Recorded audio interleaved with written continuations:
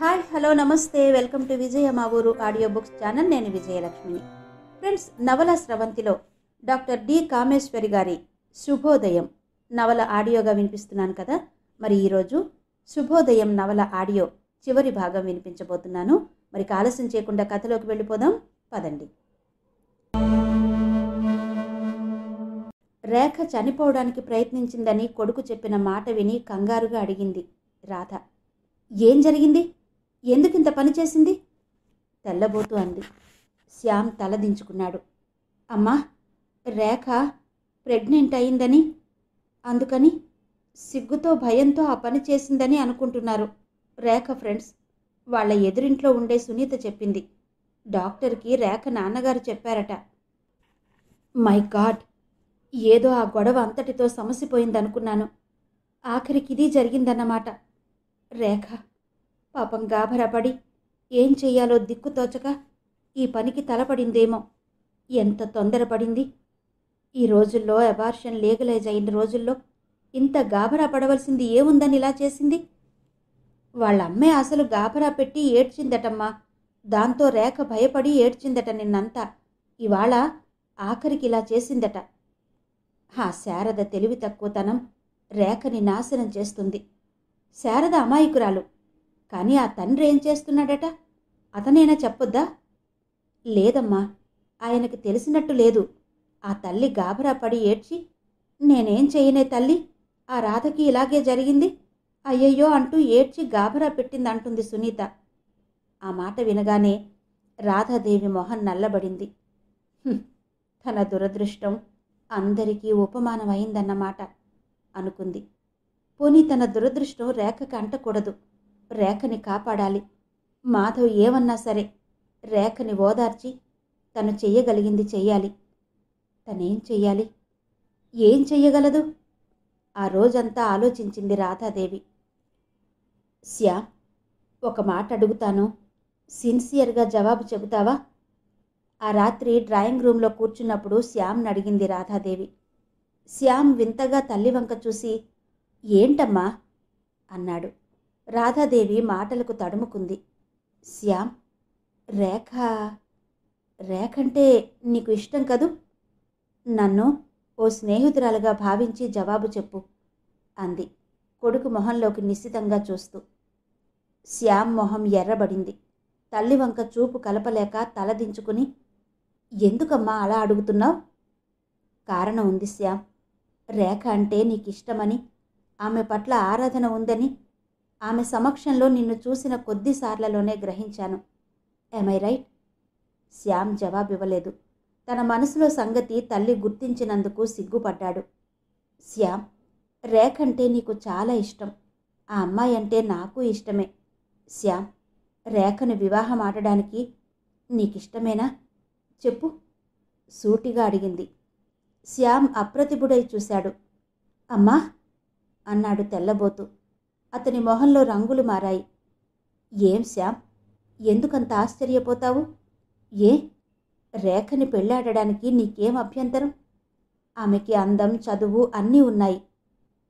అమ్మా, కానీ ఏంటి కానీ? రేఖ మీద అత్యాచారం జరిగిందని అభ్యంతరమా? రేఖ శీలం కోల్పోయిందని ఆమె పట్ల నీకు ఉత్సాహం పోయిందా? రేఖ నీకిక తగదు అనిపిస్తుందా? అమ్మా, హర్ట్ అయ్యాడు శ్యామ్. అమ్మా, నీకు తెలుసు, ఆ కారణంగా నిరాకరించే అర్హతలు నాకు లేవని నీకు తెలుసు బాధగా అన్నాడు. రాధాదేవి విచలితాయి. సారీ శ్యామ్, నీ మనసులో మాట తెలుసుకోవాలని అన్నాను, అంతేగాని నిన్ను కించపరచాలని కాదు. శ్యామ్, ఫ్రాంక్గా చెప్పు, రేఖ ఒప్పుకుంటే ఆమెను వివాహం ఆడేందుకు నీకేమైనా అభ్యంతరం ఉంటుందా? శ్యామ్ తడబడ్డాడు. రేఖ లాంటి అందాల రాశి భార్యగా వస్తే అదృష్టం కాదు? కానీ అమ్మా, నేనిష్టపడ్డా రేఖ వాళ్ళు ఒప్పుకుంటారా అన్నాడు. అడగదలిచింది ఒకటైతే అడిగింది మరొకటి. అదంతా నేను చూసుకుంటాను. రేఖ ఇష్టపడుతుందనే అనుకుంటున్నాను శ్యామ్. రేఖ తల్లిదండ్రులకి చాయిస్ లేదు కనుక ఇక ఇంత జరిగాక రేఖకి పెళ్లి కావడం మన దేశంలో అంత సులువు కాదు.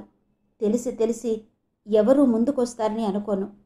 కట్టుకున్న భార్యనే ఈ కారణంగా దూరం చేసిన మాధవ్ లాంటి పురుషులున్న మన దేశంలో అంత త్యాగబుద్ధితో ముందుకొచ్చి పెళ్లి చేసుకుంటారనుకోవడం వెర్రి.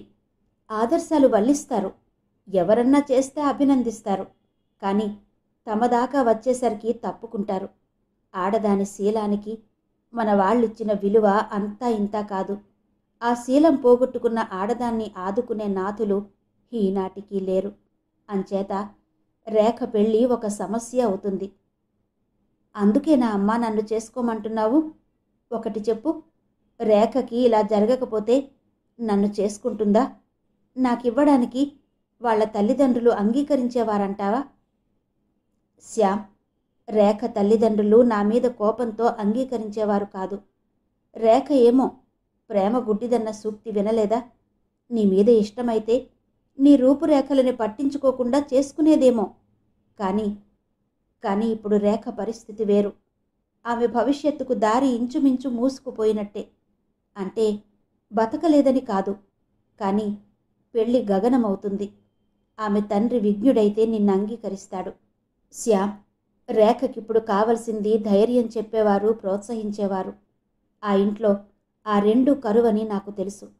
శారద లాంటి తల్లి నీడన రేఖకి రక్షణ లేదు. మాధవ్కి ఆవేశం తప్ప ఆలోచన లేదు. సిగ్గుతో, అవమానంతో, భయంతో దిక్కుతోచక రేఖ ఈ పని చేసిందని నాకు తెలుసు. రేఖకి ధైర్యం చెప్పి, నేనున్నాను, నీకేం కాలేదు అని ధైర్యం చెప్పేవారు కావాలి. శ్యామ్, రేఖ నా కోడలైతే ఆమె కోల్పోయిన ధైర్యం నేనిస్తాను.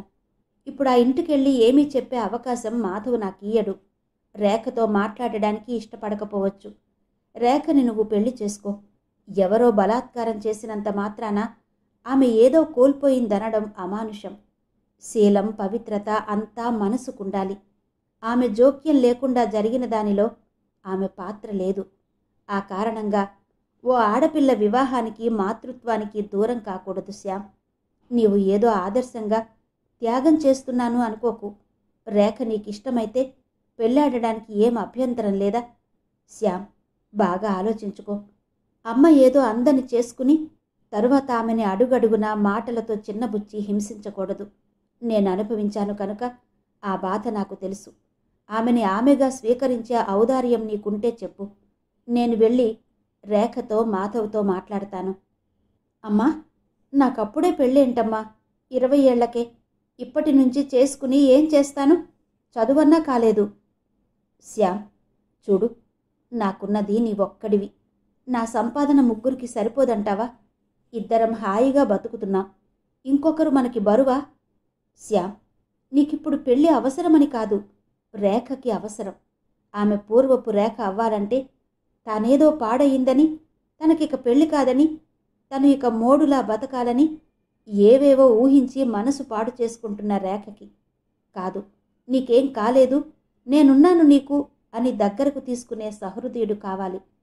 ఎప్పుడో నీ చదువయి ఉద్యోగం చేసే వరకు రేఖని అలా వదిలేస్తే ఈ పిచ్చి పిచ్చి ఆలోచనలతో మనసు పాడు చేసుకుని ఆ చదువన్నా తిన్నగా చదవలేదు. శ్యామ్, మీ ఇద్దరినీ నా 2 కళ్ళులా చూసుకుంటాను. ఆడపిల్ల లేని లోటు రేఖతో తీర్చుకుంటాను ఆరాటంగా అంది రాధ. శ్యామ్ ఏదో ఆలోచనలతో సతమతం అవడం రాధాదేవి గుర్తించింది. శ్యామ్, ఏంటా ఆలోచన? రేఖ నీకు తగదని అనుకుంటున్నావా? నా బలవంతం వల్ల జవాబేం చెప్పాలా అని ఆలోచిస్తున్నావా? శ్యామ్, ఆఖరికి నువ్వు ఇలాగే ఆలోచిస్తున్నావా? ఎంతో అభ్యుదయంతో, ఆదర్శంతో పెంచాననుకుంటున్నాను. నువ్వు మగాడివేగా. మీ జాతి అంతే. స్త్రీకి నీతులు, శీలాలు, పవిత్రతలు కావాలనే వారిలో నువ్వు ఒకడివి కదూ? బాధగా అంది రాధాదేవి. అమ్మా, హర్ట్ అయ్యాడు శ్యామ్. అమ్మా, ప్లీజ్ అలా మాట్లాడకు. నా ఆలోచన అది కాదమ్మా. రేఖ ప్రెగ్నెంట్. రేపు బిడ్డ పుడితే నన్ను మాధవరావు గారు చేదరించుకుని నీచంగా, హీనంగా చూసినట్టు నేను చూడనా? ఎవరికో పుట్టిన బిడ్డని భరించే ఔదార్యం నాకుందా అని ప్రశ్నించుకుంటున్నాను అన్నాడు శ్యామ్. శ్యామ్, నేనా విషయం ఆలోచించలేదనుకుంటున్నావా? వద్దు శ్యామ్, నీలాంటి మరో శ్యామ్ని ఈ లోకంలోకి తీసుకురావద్దు మనం. నీవన్నట్టు ఎంత కబుర్లు చెప్పినా తనది కాని బిడ్డని ఎవ్వరూ ప్రేమించరు. అందులోనూ పురుషులు అస్సలు సహించలేరు. ఆ బిడ్డ కారణంగా మీ జీవితాలు నరకం కాకూడదు. నిన్నీ విషయంలో బలవంత పెట్టి ఒప్పించే ఉద్దేశం నాకు లేదు. ఆ హింస, ఆ నరకం నేననుభవించి మళ్ళీ మిమ్మల్ని బాధకి గురి చెయ్యను. రేఖకి అబార్షన్ చేయిద్దాం. జరిగింది పీడకల అని మరిచిపోయి మీరు నూతన జీవితం ఆరంభించాలి. రాధాదేవి ఉత్సాహంగా చెప్పింది. ఏమో, ఇంతకీ రేఖ వాళ్ళ నాన్న ఒప్పుకుంటారనుకోను అన్నాడు శ్యామ్. అడిగి చూద్దాం. రేఖ నీకంటే సంవత్సరమే చిన్నది, మైనారిటీ తీరింది. ఆమెకిష్టమైతే మీరిద్దరూ పెళ్లి చేసుకోవచ్చు, మాధవ్ అంగీకరించకపోయినా అంది రాధాదేవి. రాధాదేవి వెళ్ళేసరికి మాధవరావు ముందు వరండాలో వాలు కుర్చీలో పడుకుని ఉన్నాడు. రాధాదేవిని చూడగానే దిగ్గున లేచాడు. ఆ 2 రోజుల్లో అతని మొహం గుర్తుపట్టలేనంతగా మారిపోయింది. రేఖ మీద అత్యాచారం జరిగిన దగ్గర్నుంచి అతనెంత కుమిలిపోయాడో కోర్టులో చూసి రాధాదేవి మనసు చివుక్కుమంది. ఇప్పుడు రేఖ నెల తప్పడం, చనిపోవాలని ప్రయత్నించడం, ఇవన్నీ అతన్ని ఎంత దెబ్బతీశాయో గుర్తించగలిగింది. అతని మీద సానుభూతి కలిగింది. రాధాదేవిని చూస్తూనే, ఏ ఇంకా ఏమన్నా మిగిలిందేమో చూసి సంతోషించాలనొచ్చావా అన్నాడు. అతను కోపంగా అన్నా అతని గొంతులో ఇదివరకటి కరుకుతనం, కఠినత్వం, తిరస్కారం లేదు. ఆ గొంతులో వ్యథ, ఆవేదన కనిపించాయి. ఈసారి రాధాదేవికి కోపం రాలేదు. మాధవ్ స్థానంలో ఉన్న ఏ తండ్రైనా అలాగే మాట్లాడతాడు అనిపించింది. మాధవ్ 20 ఏళ్ల తర్వాత అలా పిలుస్తుంటే ఆమె గొంతు వణికింది. మాధవ్ ఆశ్చర్యంగా చూశాడు. మాధవ్, నీకెందుకింత కోపం నా మీద? రేఖ నా కూతురు లాంటిది. ఆమెకంత అన్యాయం జరిగితే చూసి సంతోషించడానికి నేను మానవత్వం లేని పశువుననుకున్నావా? అందులో ఆ బాధ అనుభవించిన నేను ఇంకో స్త్రీపై జరిగిన అవమానానికి సంతోషిస్తానని, నిన్ను అవమానించడానికి, హేళన చేయడానికి వచ్చానని ఎలా అనుకోగలుగుతున్నావు? ప్రేమించుకుని పెళ్లి చేసుకుని 2 ఏళ్లు కాపురం చేసిన భార్యని ఆ మాత్రం అర్థం చేసుకోలేవా? ప్రేమ, అభిమానం పోయినా అంత కసి, కక్ష పెరగడానికి నేనేం చేశాను? మాధవ్, ఇంత జరిగినా నీకింకా సహాయపడాలనే వచ్చాను వణుకుతున్న గొంతుతో అంది రాధాదేవి. ఆ మాటలకి మాధవ్ కూడా కాస్త విచలితుడయ్యాడు. అంతలోనే పౌరుషంగా, నాకెవరి సహాయం అక్కర్లేదు బింకంగా అన్నాడు. నీకక్కర్లేదు, కానీ రేఖకి కావాలి. లోపల నుంచి రాధాదేవి గొంతు గుర్తుపట్టిన రేఖ ఒక్క ఉదుటున పక్క మీద నుంచి లేచి వచ్చి రాధాదేవిని కౌగిలించుకుని ఆంటీ అంటూ బావురుమంది. ఈ హడావిడికి శారద కూడా లోపల నుంచొచ్చి, అక్కయ్య, ఎంత పని జరిగిందో చూసావా? నీలాగే అయింది దాని బతుకు.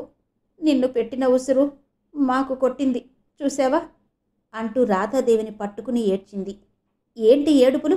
రోడ్డు మీద, లోపలికెళ్ళండి మాధవ్ కసిరాడు.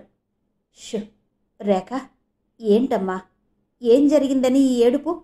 శారదా, నీకసలు బుద్ధి లేదు. పిల్లకి ధైర్యం చెప్పాల్సింది పోయి నీవే ఇలా అంటావేంటి? ఇద్దరినీ మందలిస్తూ లోపలి గదిలోకి నడిపించుకు వెళ్ళింది. మాధవ్ ఈసారి రాధని కర్కశంగా వెళ్ళిపో అని నిందించలేక ఆవేదనగా కళ్ళు మూసుకుని అలా ఉండిపోయాడు. రేఖ, నీకు చెప్పిందంతా మరిచిపోయావా? ఆ విషయం మరిచిపోమ్మని చెప్పానా? ఇంత పని చేస్తావా ఈ విషయానికి? ఇంకా ఏం జరగాలంటే శ్యామ్ని హేళన చేసినందుకు శ్యామ్ లాంటి వాడిని నేను కంటాను. పెళ్ళి కాని తల్లినవుతాను. అంతా నవ్వుతారు. ఆంటీ, నా గర్వానికి దేవుడు ఇలా శిక్షించాడు. మళ్ళీ ఏడవడం ఆరంభించింది రేఖ. రేఖ, నీవిలా ఏడిస్తే నేను వెళ్ళిపోతాను. నీవిలా బాధపడితే నాకు చాలా కోపం వస్తుంది. రేఖ, చూడు, నా వంక చూసి ముందా కళ్ళు తుడుచుకో అంటూ పమిట కొంగుతో కళ్ళు ఒత్తింది. నా కూతురి బతుకు అన్యాయం అయిపోయింది. ఇక దాన్ని ఎవడు పెళ్ళాడుతాడక్కయ్యా? శారద ఏడ్చింది. శారద, నువ్వింక ఒక్క మాట మాట్లాడకు. నువ్వే అసలు రేఖకి పిరికి మందు పోయిస్తున్నావు గదమాయించింది. వాళ్ల మాటలు వింటున్న మాధవ్కి రాధాదేవిని వదులుకుని తనెంత పొరపాటు చేశాడో మరోసారి బాగా తెలిసొచ్చింది. గత 20 ఏళ్లలో రాధాదేవిని వదిలి తనెంత నష్టపోయాడో ఎన్ని వందల సార్లో తెలిసింది. రాధాదేవి అందం, రాధాదేవి మంచితనం, రాధాదేవి సంస్కారంతో ప్రతిదానికి శారదని పోల్చి చూసుకుని ప్రతి క్షణం తను కోల్పోయిన దాని విలువ గ్రహించి బాధపడ్డాడు. దేని విలువ దగ్గర ఉండగా తెలీదు. రాధాదేవి వెళ్ళాక, శారదని పెళ్లి చేసుకున్నాక ఆ అమాయకురాలితో కాపురం నిప్పుల మీది నడకలాగే ఉండి ప్రతి చిన్న పని, పెద్ద పని, ఆడపని, మగ పని అన్నీ చేసుకుని సంసారం నడుపుకుంటున్నప్పుడల్లా రాధాదేవి గుర్తుకొచ్చేది. పిల్లలు తల్లి ఆసరా లేకుండా పెరిగారు.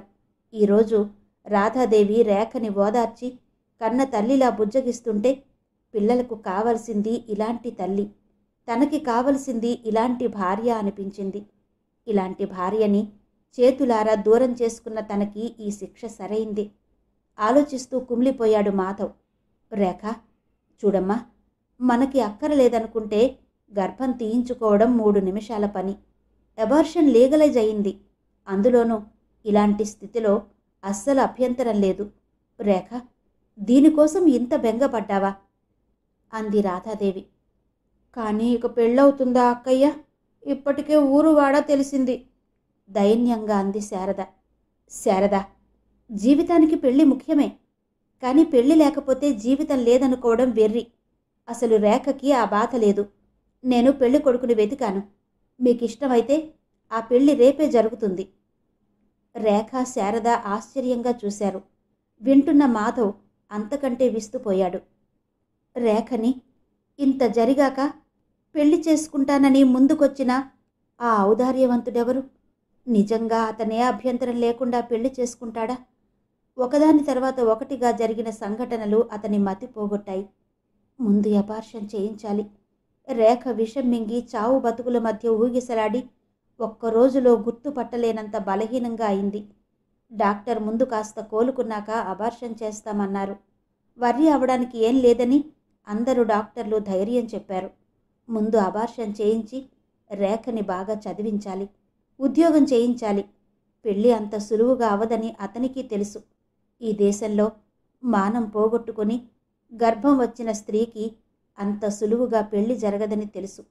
ఏమో, ఎప్పుడో ఎన్నేళ్లు పోయాక ఏ ఉద్యోగమో చేసుకుంటుండగా ఎవరన్నా కోరి చేసుకుంటే చేసుకోవచ్చు. ఇప్పుడు ఈ జరిగింది అందరి మనసుల్లో ఉండగా రేఖకి పెళ్లి కావడం దుర్లభం. పెళ్లి మాట మరిచిపోయి రేఖని బాగా చదివించాలని గుండె దిటవు చేసుకున్నాడు.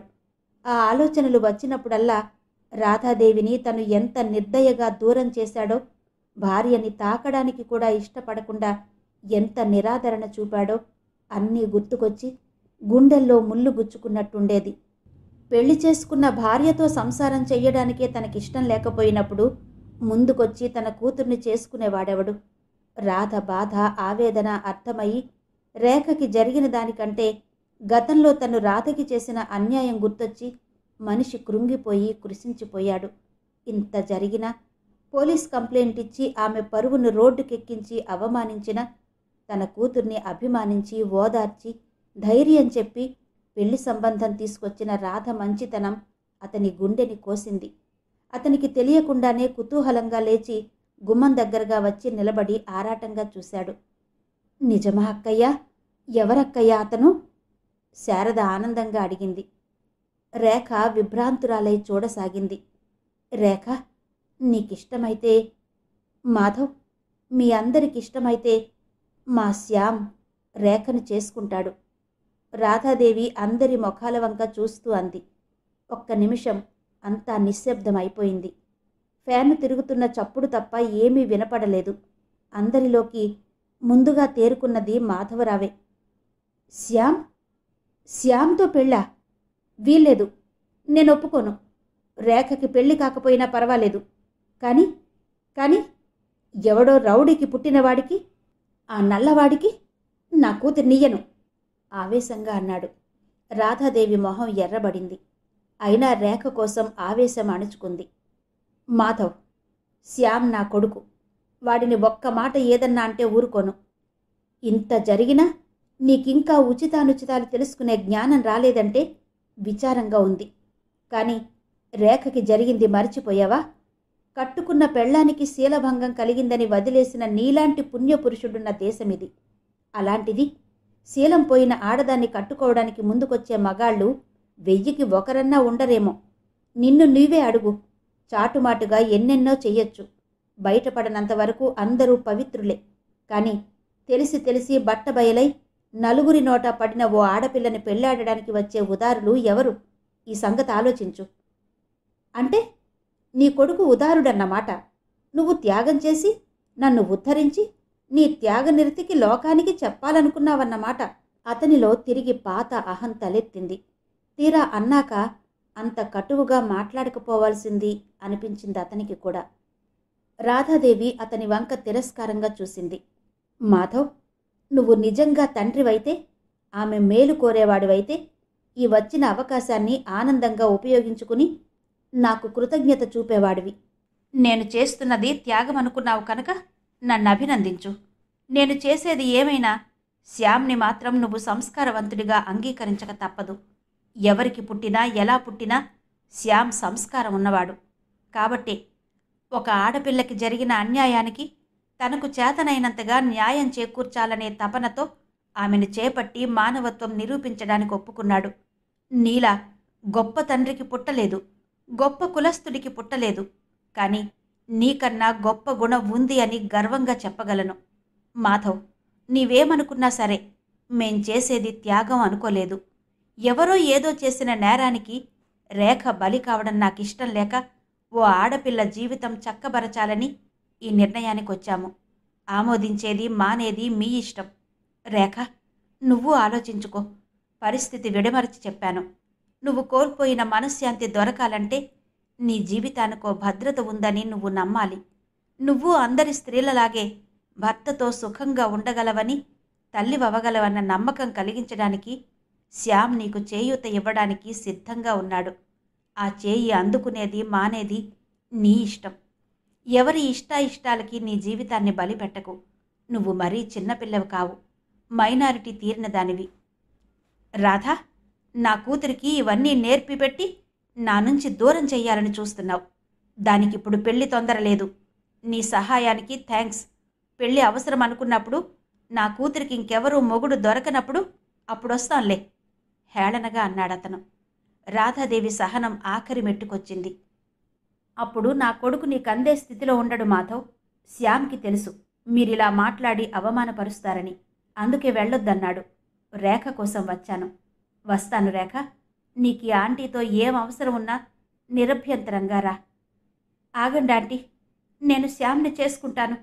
నాకిష్టమే. నన్ను చేసుకోవడానికి ముందుకొచ్చిన శ్యామ్ ఔదార్యం నాకు అర్థమైంది.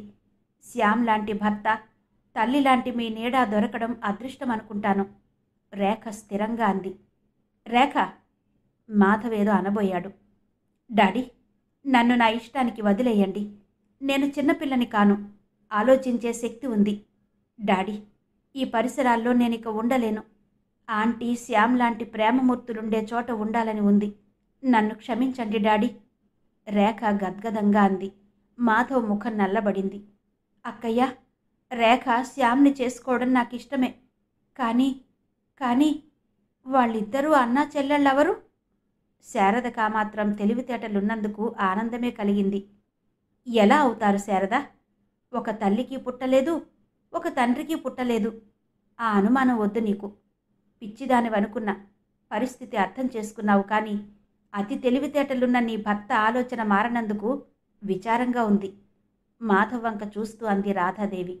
మొహం మార్చుకున్నాడు మాధవ్. రేఖ, శ్యామ్ నువ్వు కలిసి ఒకసారి మాట్లాడుకోండి. మీ ఇద్దరు ఇష్టపడి చేసుకుంటే ఎవరు చేయగలిగిందేమీ లేదు అంటూ మాధవ్ మొహం గంటు పెట్టుకున్నాడు. రాధా, ఆఖరికి గెలిచావు. నా మీద కసి తీర్చుకున్నావు అంటూ అక్కడి నుంచి గదిలోకి వెళ్ళి తలుపు మూసుకున్నాడు దభాల్న. మాధవ్, ఎప్పటికన్నా నువ్వు నన్ను అర్థం చేసుకునే రోజు వస్తుంది అంది బాధగా రాధాదేవి. ఆంటీ, బాధపడకండి. నేను డాడీకి చెప్తాను. ఆయనకు మతిపోయింది అంది రేఖ. అక్కయ్యా, నువ్వెంత మంచిదానివి. నీ భర్తని నాకిచ్చావు, నీ కొడుకుని నా కూతురికిచ్చావు అంటూ శారద అమాయకంగా రాధాదేవిని కౌగలించుకుంది. ఏంటి రాధా, పేపర్ పట్టుకుని అలా కూర్చున్నావు? పరధ్యానంగా ఏదో ఆలోచిస్తూ కూర్చున్న రాధాదేవి స్కూటర్ ఆపి లోపలికొచ్చిన రాజారాంని కూడా గమనించకపోవడంతో 2 నిమిషాలు చూసి అతనే పలకరించాడు. రాధాదేవి ఉలిక్కిపడి తేరుకుని పేపర్ మడిచి దీర్ఘంగా నిట్టూర్చి, రా కూర్చో. ఏముంది, ఎక్కడ చూసినా ఆడవాళ్లకి జరిగే అన్యాయాలే.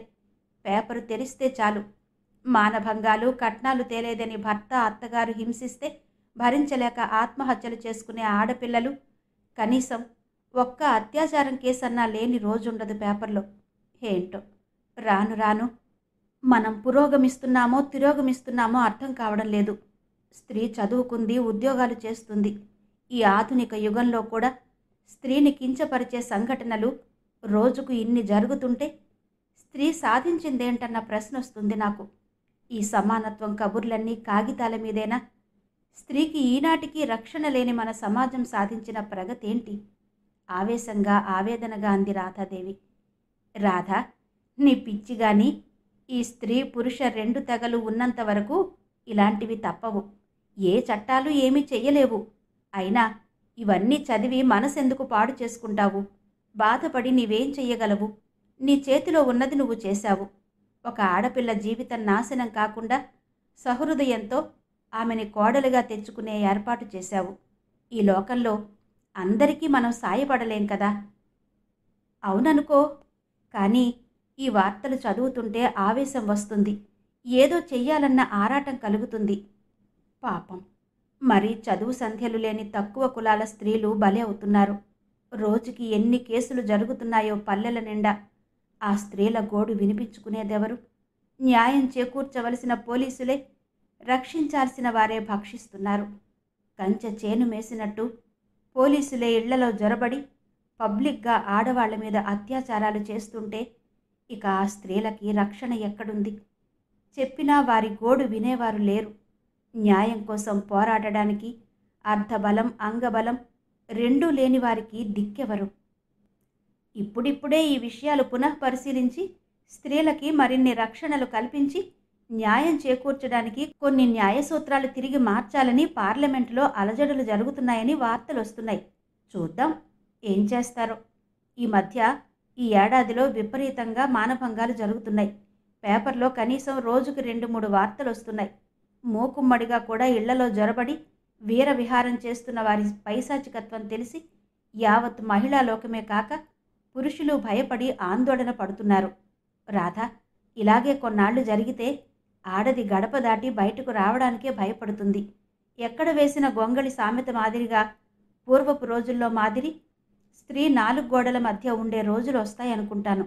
ఇవన్నీ ఇలాగే కొనసాగితే. Stop it Rajaram, please, for God sake don't use that word. మానభంగం అనే పదమే అసలు అవమానకరమైన పదం అంటారు. ఆ మాటే స్త్రీలని మరింత నెర్వస్ చేస్తుందని నా ఉద్దేశం. ఆ మాట అనగానే స్త్రీ ఏదో విలువైన మానం పోగొట్టుకుని అపవిత్రురాలై అంటరానిదయి అందరి చేత తిరస్కరించబడి అందరి చేత అసహ్యించుకోబడుతుంది అనే భావం కలిగి తనలో తాను లజ్జితురాలై దిగులుతో భయంతో అవమానంతో కృంగి కృశించిపోతుంది. మానం అనే మాటకి మన వాళ్ళు యుగ యుగాల నుంచి అతి ఎక్కువ ప్రాముఖ్యత ఇచ్చి అనేక పతివ్రతల కథలతో స్త్రీల నరనరాల్లోకి వెళ్ళేటట్టు ఆ మానం కాపాడుకోవలసిన అవసరం గురించే నూరిపోశారు. శీలం గొప్పది అన్నది కేవలం స్త్రీని అణచడానికే వాడుకున్నారు. ఆ మానం పోయిన స్త్రీ ఎందుకు పనికిరాని దానిలా చిత్రించి భయపెట్టారు. నన్నడిగితే ముందుగా ఆ మానభంగం అనే మాట వాడకూడదని ఆంక్ష విధించాలంటాను. రాధాదేవి ఆవేశంగా అంది. నిజమేనేమో, రాజారాం సాలోచనగా అన్నాడు. స్త్రీ మీద అత్యాచారం జరిగిందనవచ్చు, బలప్రయోగం జరిగిందనవచ్చు. హిందీలో కూడా ఇజ్జత్ లూట్ లియా అంటే అభిమానాన్ని గౌరవాన్ని దోచుకున్నారని ఉంటుంది. స్త్రీని అవమానపరిచారనడంలో ఉన్న అర్థం సరైంది. మానభంగం అనే దానికంటే ఈ పదం ముందు స్త్రీని అవమానపరిచారనడంలో ఉన్న అర్థం సరైంది. మానభంగం అనేదానికంటే ఈ పదం ముందు వదిలేయాలి మనం. అలా వదిలేస్తే బలప్రయోగం జరిగిందంటే స్త్రీకి ఏదో పోగొట్టుకున్నానన్న భావం రాక కాస్త ధైర్యం ఉంటుంది. ఏమంటావ్? రాధాదేవి ఉత్తేజితురాలై అంది. అంగీకారంగా తల ఊపాడు రాజారాం. అంతేకాదు, అలా బలాత్కారం చేసిన పురుషులని షూట్ ఎట్ సైట్ అన్నంత వరకు శిక్ష పడితే ఆ భయంతోనైనా కొంత తగ్గవచ్చు. స్త్రీలపై అత్యాచారం చేసిన పురుషులని ఎక్స్ట్రీమ్ స్టెప్కి వెళ్లే శిక్షలు వేయాలి. అప్పటికి గాని ఈ అన్యాయాల్ని అరికట్టలేం. వీళ్లను సంఘం నుంచి బహిష్కరించాలి. వారి ఉద్యోగాలు పీకేసి ఎక్కడికెళ్ళినా వాడు ఫలానా అని లోకానికి తెలిసేటట్టు వాడి మొహం మీద, పోని మొహాన కాకపోతే ఏ చేతి మీదనో ముద్ర వేసి చెరిగిపోని ముద్ర కొట్టి వదలాలి. ఆ ముద్ర చూసి ఎవ్వడూ ఉద్యోగం ఇవ్వకూడదు, పని ఇవ్వకూడదు, ఆఖరికి కూలి అయినా ఇవ్వరాదు. రాధాదేవి ఆవేశంగా అంది. నీ ఉద్దేశాలన్నీ చక్కగా ప్రధానమంత్రికి రాసేయి. ఆవిడ స్త్రీ కనుక నీ బాధ ఆవేదన అర్థం చేసుకుంటుంది, వెంటనే అమల్లో పెట్టేస్తుంది. తమాషాగా నవ్వుతూ అన్నాడు రాజారాం. హాస్యం కాదు రాజారాం, నిజంగా రాస్తాను. అంతేకాదు, బలాత్కారానికి గురైన స్త్రీకి ప్రభుత్వం రక్షణ ఇవ్వాలి. ఆ స్త్రీ శీలం కోల్పోయిందని భర్త అత్తవారు హింసించి వదిలేస్తే ఆ స్త్రీ గతి ఏంటి? నాకు అదృష్టవశాత్తు ఉద్యోగం ఉంది కనుక నా బతుకు నేను బతికాను. అలా లేని స్త్రీ ఏమైపోతుంది? బతికే దారి లేక ఏ వ్యభిచార గృహాలో పట్టిపోవాలా? ఏ కన్నెపిల్లకు అలా జరిగితే వివాహం ఆడడానికి ఎవడూ ముందుకు రాక అలా కన్నెపిల్లగా మిగిలిపోవలసిందేనా? అలా భర్త చేత పరిత్యజించబడిన స్త్రీలకి ప్రభుత్వ రక్షణ ఇవ్వాలి. ఈ ఉమెన్స్ వెల్ఫేర్ బోర్డులు, మహిళా మండలులు ఇలాంటి విషయాల్లో ఎక్కువ శ్రద్ధ కనబరిచి ఆ స్త్రీల జీవనోపాధికి మార్గం కల్పించాలి. అలా పెళ్లి కాకుండా ఉండిపోయిన అమ్మాయిలకి చదువులు చెప్పించి ఉద్యోగాలు చూపాలి. అలాంటి స్త్రీలను చేపట్టేందుకు ముందుకొచ్చిన పురుషులకి ధన సహాయం గాని, ఉద్యోగం ఆశ గాని చూపాలి. అలా బలాత్కరింపబడి గర్భం దాల్చిన స్త్రీలకి గర్భవిచ్ఛిత్తి ఉచితంగా చేయించాలి. లేదంటే అలా పుట్టిన పిల్లలని ప్రభుత్వం భరించాలి. ఒక్కొక్క ఆలోచన మాటల రూపంలో చెప్పింది రాధ. రాధా, నీ పిచ్చి గాని ఆ డబ్బు కోసమో ఆ ఉద్యోగం కోసమో ఆదర్శవంతుడిలా నటించి పెళ్లి చేసుకుంటారు. తరువాత ఆ స్త్రీని కాల్చుకు తినడని నమ్మకమేముంది?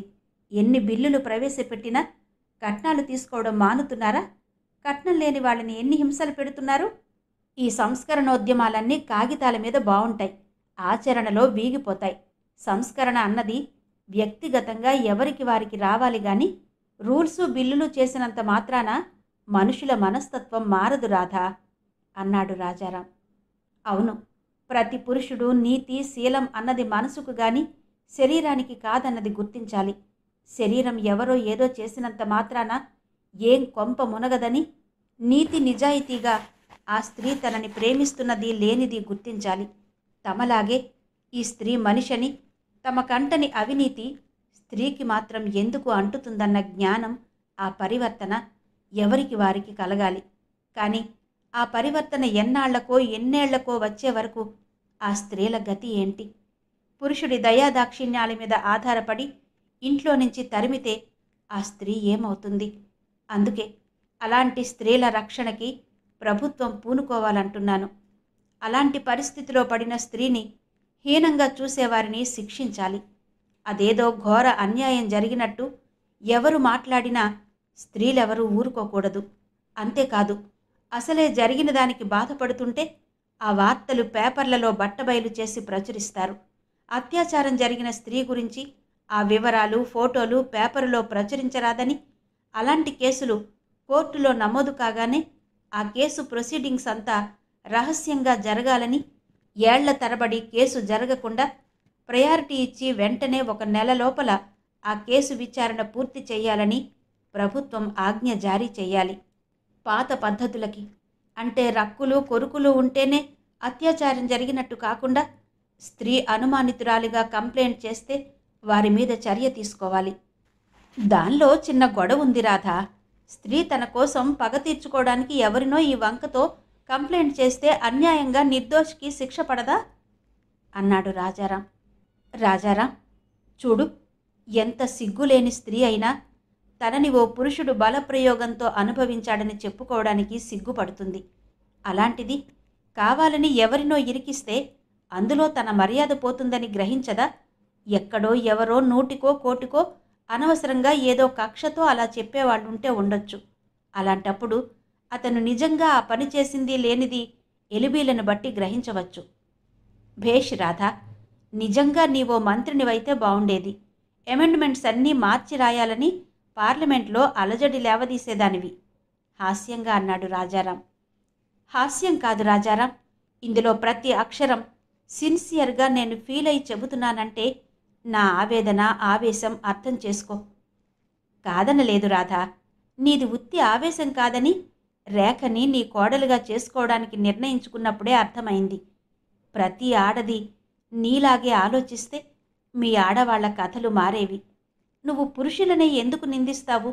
శీలం పోయిన స్త్రీని కోడలిగా అంగీకరించే స్త్రీలు ఎందరున్నారు చెప్పు? అవును, స్త్రీలలో ఆ భావం కలిగించింది ఎవరు? యుగ యుగాలుగా పురాణాల నిండా శీలం కాపాడుకోవాలి, ప్రాణం కన్నా మానం గొప్పదంటూ పతివ్రతల కథలు చెప్పి ఆ భావం నర నరాల్లో జీర్ణించుకుపోయేటట్టు చేశారు. స్త్రీ ఇప్పుడిప్పుడు కదా వంటింటి గడప దాటి బయటకొచ్చి ప్రపంచం చూస్తోంది. చదువుకొని పాతకాలం స్త్రీ భావనలు అలా ఉన్నాయంటే అదంతా మన ప్రాచీన సంస్కృతి నుంచి నేర్చుకున్నదే కదా. ఆడదానికి ఆలోచించే స్వేచ్ఛ ఈ తరంలో ఇప్పుడిప్పుడే కదా వస్తుంది. అలాంటప్పుడు అంతకంటే ఆలోచించే శక్తి ఎక్కడి నుంచి వస్తుంది కిందటి తరం స్త్రీకి? అంది రాధ.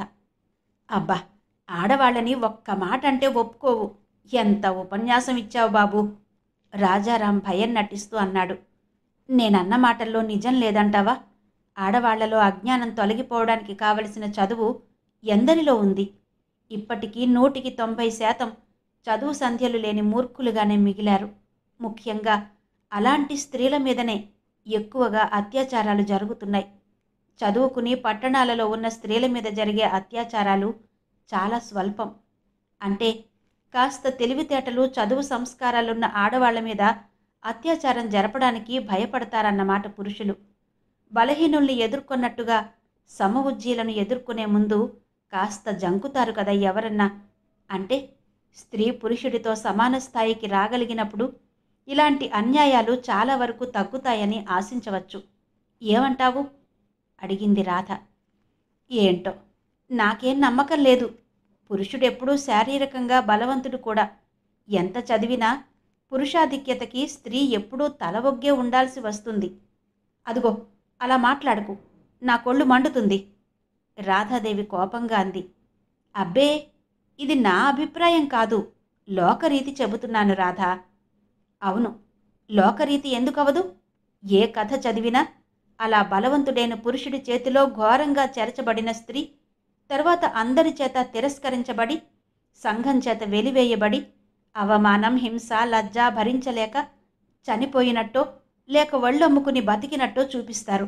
ఏ సినిమా చూసినా ఇలాంటి సీన్లు లేని సినిమా ఉందా? అది చూసి లేని వాళ్ళకి కూడా ఈ ఉద్దేశాలు కలిగేటట్టుంటాయి. అందుకే అత్యాచారానికి కావలసిన ఉపాయాలు, వలవేయడం అన్నిటికీ దారులు చూపి నేర్పుతున్నారు మన సినిమాలు, కథలు. అలా శీలం పోగొట్టుకున్న స్త్రీ ఎందుకు కొరవడదు అని చూపిస్తుంటే నిజ జీవితంలో ఓహో అలాగే చెయ్యాలి కాబోలనుకుని పురుషులు ఆ స్త్రీని అలా హింసించేందుకు అవకాశాలు లేవంటావా? నల్లమేకని కుక్క కుక్క అని 10 సార్లంటే అనుమానం వచ్చినట్టు పదే పదే అదే చూస్తుంటే ఆ భావాలే మనసులో తిరగవా? అలా కాకుండా ఏ సహృదయుడో అలాంటి స్త్రీని చేపడితే అతనేదో ఘోరం చేసినట్టు దుయ్యబట్టే మనుషుల మధ్య ఆ పురుషుడు తను చేసింది తప్పని అనుకోడా? నన్నడిగితే ఈ సినిమాలలో, పుస్తకాలలో అసలు ఈ అత్యాచారం సీన్లని బ్యాన్ చేయాలంటాను. సినిమాల్లో అలాంటి సీన్స్ ఉన్న సినిమాలని సెన్సార్ చేయాలంటాను. ఇప్పటి వరకు ఏ సినిమాలోనన్నా అత్యాచారం చేయబడిన స్త్రీ లోకానికి భయపడకుండా ఎదిరించి నిలబడి తన వ్యక్తిత్వం నిరూపించినట్టు చూపించిందా? తనకేం జరగలేదని మొరిగే కుక్కలని లెక్క చెయ్యకుండా ఆత్మవిశ్వాసంతో సమాజానికి ఎదురీదినట్టు చూపిస్తే తాము నడవవలసిన రీతి ఇది అని, స్త్రీకి అలాంటి స్త్రీని పరిత్యజించనక్కర్లేదని పురుషుడిని ఒకరోజు కాకపోయినా కొన్ని రోజుల్లోనైనా మనసుకి ఎక్కదా? మన మీద సినిమాకున్నంత ప్రభావం దేనికి లేదు. అందులో చదువు సంధ్యలు లేని వాళ్ళకి కూడా అందుబాటులో ఉన్న సాధనం సినిమా. అందులో మంచి చూపితే నేర్చుకోవడానికి, అనుసరించడానికి స్వల్పకాలం పడుతుంది. అంటే పుస్తకాలు చదివి సినిమాలు చూసి మనుషులు మారిపోతారా అంటే నిజమే, ఒక్కరోజులో అంతా బుద్ధిమంతులైపోరు. సమాజంలో చెడు గుర్తించి అది తొలగించడానికి సినిమాని మించిన సాధనం మరొకటి లేదు. కనుక స్త్రీల వ్యక్తిత్వం నిరూపించే ప్రవర్తన గల సినిమాలు వస్తే ప్రజల మనసుల్లోకి ఆ విషయాలు సులువుగా ఎక్కుతాయి. ఆ మంచి మార్పు ఈ తరంలో కాకపోతే మరో తరానికైనా రాదంటావా? రాధాదేవి ఉపన్యాసమిచ్చినట్టే ఆవేశంగా అంది. Rajaram well said, well said అంటూ నవ్వుతూ చప్పట్లు కొట్టాడు. లెక్చరర్ పదవి చేస్తున్నందుకు చక్కటి లెక్చర్ ఇచ్చావు. నిజం రాధా, నీవన్న ఈ మాటలన్నీ అమల్లోకొచ్చిన రోజున అందరికంటే ముందు ఆనందించేది నేనే. నీలా ఆలోచించే స్త్రీలు 100కి 1 ఉంటే మరుతరంలోనే కాదు, ఈ తరంలోనే స్త్రీల చీకటి జీవితాలకి శుభోదయం కలుగుతుంది. ఇక ఆ ఉపన్యాసాలు చాలుగాని చూడు, శుభలేఖలకి ఈ కార్డులు నచ్చాయేమో చూడు, ఆర్డర్ ఇస్తా అన్నాడు. రాజారాం, నీకు నచ్చితే వేరే అడగాల? పిల్లవాడి మేనమామవి, నీదే పెద్దరికం, నీవెలా చెబితే అలా చేస్తాను. రాధాదేవి రాజారాంని చూస్తూ తృప్తిగా అంది. నెల తర్వాత ఆ రోజు శ్యామ్, రేఖల వివాహం జరిగింది. ఉదయం రిజిస్ట్రార్ ఆఫీసులో సంతకాలు చేశారు. సాయంత్రం రిసెప్షన్. ఊర్లో చాలామంది మిత్రులొచ్చారు. ఇదేదో ఆదర్శ వివాహమని చూడ్డానికి కొందరు కుతూహలంగా వచ్చారు. నిజంగా మీది చాలా పెద్ద మనసండి, నిజంగా మీరు సహృదయులు, తప్పకుండా అభినందించాలి అని కొందరు ఆమెను పొగుడుతుంటే, ఎందుకండి మధ్య నాకు అభినందన? చక్కటి భార్యను తెచ్చుకున్నందుకు మా అబ్బాయిని అభినందించండి అంటూ రేఖ భుజం చుట్టూ చెయ్యి వేసి వారి మాటల అర్థాన్ని మళ్లించింది. ఇంకా ఎవరో ఏదో అంటుంటే రాధాదేవి వారిని పక్కకు పిలిచి, ప్లీజ్, నేనేదో పెద్ద ఆదర్శంగా ఈ వివాహం చేయించానని, మా అబ్బాయి ఏదో త్యాగం చేశాడన్న భావం ఆ అమ్మాయికి రావడం నాకు ఇష్టం లేదు. దయచేసి మామూలు వధూవరులను అభినందించినట్టు అభినందించండి. వారు నొచ్చుకోకుండా సౌమ్యంగా చెప్పింది రాధ. మాధవరావు ఆఖరికి రేఖ పెళ్లికి మనస్ఫూర్తిగా అంగీకరించక తప్పలేదు. రేఖ ఏమైనా సరే చేసుకుంటానంది. శారద కూడా ఎంతో నచ్చ చెప్పింది. కోపం తగ్గాక 10 రోజులు రాత్రింబవళ్ళు ఆలోచించాక తన అహం చంపుకుని శ్యామ్ని అంగీకరించడం మినహా గత్యంతరం లేదని తెలుసుకున్నాడు. రేఖకి అబార్షణయింది. ఆమె పూర్తిగా కోలుకున్నాక నెల 20 రోజుల తర్వాత పెళ్లి నిర్ణయించారు. ఈ పెళ్లిలో మనస్ఫూర్తిగా మాధవరావు పాల్గొనేటట్టు చెయ్యడానికి రాధాదేవి అనేకసార్లు కలిసి మాట్లాడి ఒప్పించింది. రేఖ ఆమె పట్ల విజ్ఞత చూపుతూ పదే పదే ఆ మాట అంటుంటే రాధాదేవి ఆమెను మందలించింది. రేఖ, శ్యామ్ పట్ల నీకుండాల్సింది ప్రేమ కాని కృతజ్ఞత కాదు. నా పట్ల ఉండాల్సింది గౌరవం, అభిమానం గాని కృతజ్ఞత కాదు. నువ్వు మరోసారి అలా మాట్లాడి నిన్ను కించపరుచుకోకు అని మందలించింది. రాధాదేవి మాటలు విన్నాక మాధవరావు ఆమె సహృదయతని మనసులో అంగీకరించక తప్పలేదు. రిసెప్షన్ అయ్యి అందరూ ఇంటికొచ్చి కూర్చున్నారు. అమ్మా, మనకు ఓ మంచి శుభవార్త, మంచి బహుమానం ఇస్తాను, కళ్ళు మూసుకో అన్నాడు సంతోషంగా శ్యామ్. నీ పెళ్లిని మించిన శుభవార్త, రేఖని మించిన బహుమానం ఇంకేముందిరా అంటూ నవ్వుతూనే కళ్ళు మూసుకుని కుతూహలంగా చెయ్యి చాచింది. ఆ చేతిలో ఉత్తరం పెట్టాడు శ్యామ్. అమ్మా, ప్రధానమంత్రి శ్రీమతి ఇందిరాగాంధీ స్వయంగా నీకు రాసిన ఉత్తరం. చదువమ్మా, ఇంతకంటే పెద్ద శుభవార్త ఇంకేం కావాలమ్మా అన్నాడు ఆనందంగా. రాధాదేవి కళ్ళు విప్పి సంభ్రమాశ్చర్యాలతో నిజం అంటూ ఆరాటంగా ఇంగ్లీష్లో ఉన్న ఉత్తరం చదవసాగింది. శ్రీమతి రాధాదేవి గారికి మీ సుదీర్ఘమైన ఉత్తరం, మీ కుమారుడి వివాహ ఆహ్వాన పత్రిక అందుకున్నాను. మీ ఉత్తరంలో ఆవేదన, ఆవేశం, మీరు అనుభవించిన మనఃక్లేశం అన్నీ అర్థం చేసుకున్నాను. మీరు కుమారి రేఖ పొందిన అవమానం మీ ఇద్దరిదే కాదు, యావత్ భారత స్త్రీ జాతిది. ఈ 20వ శతాబ్దపు ఉత్తరార్ధంలో కూడా స్త్రీకి సమాజంలో రక్షణ లేకపోవడం మన దేశానికే సిగ్గుచేటు అన్నది మేము గుర్తించాము. అత్యాచారాలకి గురవుతున్న స్త్రీల సంఖ్య నానాటికి పెరిగి ఆందోళన కలిగిస్తుందని అందరూ అంగీకరిస్తున్నారు. ఈ అత్యాచారాల నివారణకు తీసుకోవలసిన అంశాల గురించి ప్రభుత్వం తీవ్రంగా ఆలోచించి స్త్రీల రక్షణకు తీసుకోవలసిన కొత్త చర్యలను త్వరలో ప్రవేశపెట్టబోతున్నాం. పార్లమెంటులో కొత్త న్యాయ సూత్రాల బిల్లును ప్రవేశపెట్టి స్త్రీల పరిరక్షణకు తగిన ఏర్పాట్లు చేస్తున్నాం అని తెలియచెప్పడానికి ఆనందిస్తున్నాను. మీరు చేసిన సూచనలు మాకు ఎంతో ఉపయోగపడ్డాయి. ఈ వార్త మీకు, స్త్రీలందరికీ ఎంతో ఊరట కలిగిస్తుందని నా ఆశ. నేను ప్రధానమంత్రిగా కాక ఒక స్త్రీగా, తోటి స్త్రీగా మీ ఆవేదనని పాలు పంచుకుంటున్నాను. ప్రధానమంత్రిగా చేయదగిన సహాయం చేస్తానని హామీ ఇస్తున్నాను. స్త్రీగా తోటి స్త్రీ బాధ అర్థం చేసుకుని ఆమెకు అన్యాయం జరగకుండా చూడడం కోసం ఆమెని కోడలిగా చేసుకుంటున్న సహృదయతకి, సంస్కారానికి నా జోహార్లు. ప్రతి స్త్రీ మీలా ఆలోచిస్తే స్త్రీ చీకటి జీవితాలకి శుభోదయం వచ్చేలా చెయ్యడానికి పాటుపడదాం. అభినందనలతో ఇందిరాగాంధీ. జై హింద్. రాధాదేవి ఆ ఉత్తరం పదే పదే ఆనందంగా చదువుకుంది. చదివినప్పుడల్లా కళ్ళు చెమ్మగిల్లేవి. ఆ నీటి పొరల మధ్య శుభోదయంలో మెరిసే తొలి కిరణాలు తళుక్కుమనేవి. శుభోదయం. డాక్టర్ డి కామేశ్వరి గారి నవల ఆడియో విన్నారు కదా. మరి నవల ఇంతటితో ముగిసింది. మరో చక్కటి నవలతో మళ్ళీ మీ ముందుకు వస్తాను. మరి ఈ నవల ఆడియో మీద మీ అభిప్రాయం తప్పకుండా తెలియచేస్తారు కదూ. మరి ఈ నవల ఆడియో మీద మీ అభిప్రాయాలు తప్పకుండా తెలియచేస్తారు కదూ.